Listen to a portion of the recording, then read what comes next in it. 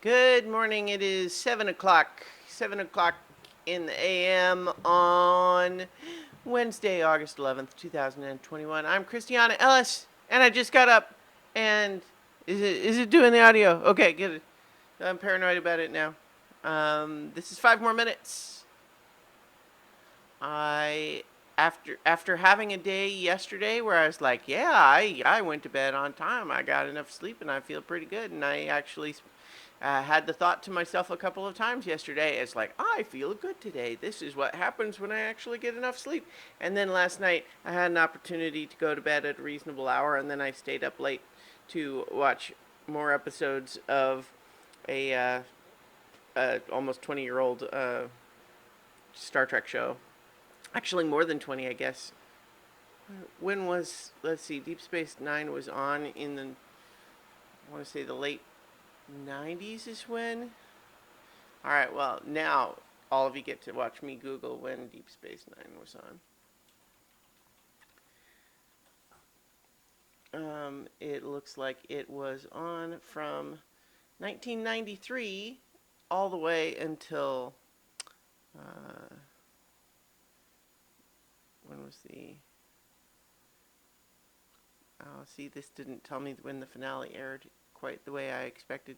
Well, I believe it was 7 years, so it was probably until about the year 2000. So, yeah, more than 20 years. Yeah, so you can tell then why it was so urgent that I watched just another random episode from season 4.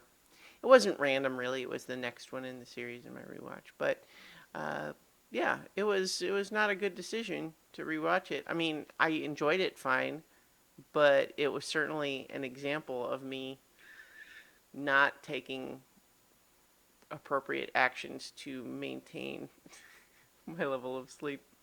It was just such a, like, I knew when I was doing it. It's like as soon as I put it on, I was like, yeah, I shouldn't. Mm, no, this doesn't seem like the way to keep maintaining getting enough sleep. But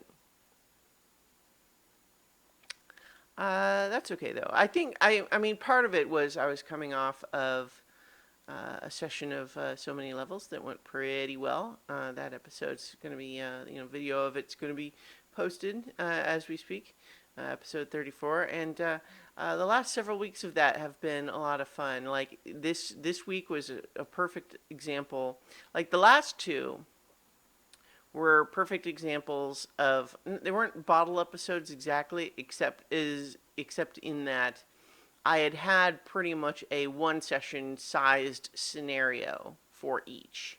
And so it was basically just a matter of, you know, letting them run through that scenario. And that's what was going to be the last two episodes, and it worked pretty well. This time was like, okay, we're easing back out of the sort of standalone. They weren't really standalones, but easing back into just the main narrative. And so rather than them just being in a certain situation that will occupy the episode, is like, okay, now what are they going to do? And it's just a perfect illustration of the good GM advice, which is to don't prepare plots. You know, you can prepare situations, but don't try to say this is what's going to happen in the story, because you can't control what the players do without it feeling overly restrictive and what they call railroady. Like, it's one thing to say, I don't know, like, there's a lot of different styles of campaign, and so there's no universal right and wrong. But, what they call railroady, like, sometimes it can be like a theme park ride, you know? People like that. Like when you ride a roller coaster, it's on rails, right? You're so on. You could call it railroady, but people still have a good time, right? If that's what they want. But if what people want is to go off roading, then a roller coaster is not what they want, right? So in any event, the point being that things last night didn't go in the direction that I was expecting, and that's fine because I was, not dead set on it only going one possible way, and so it's one of the ongoing delights of games like this, that letting letting things surprise me in that way. So, uh, Yeah, it was good. It was a good session. I felt good about it, and that's why I was kind of just in a mood of saying, yeah, now let's watch some Star Trek. And that meant I stayed up too late. It means I'm tired now.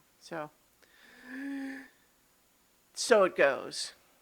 And so I must go now because I got to get to work, and I will talk to you all tomorrow for 5 more minutes.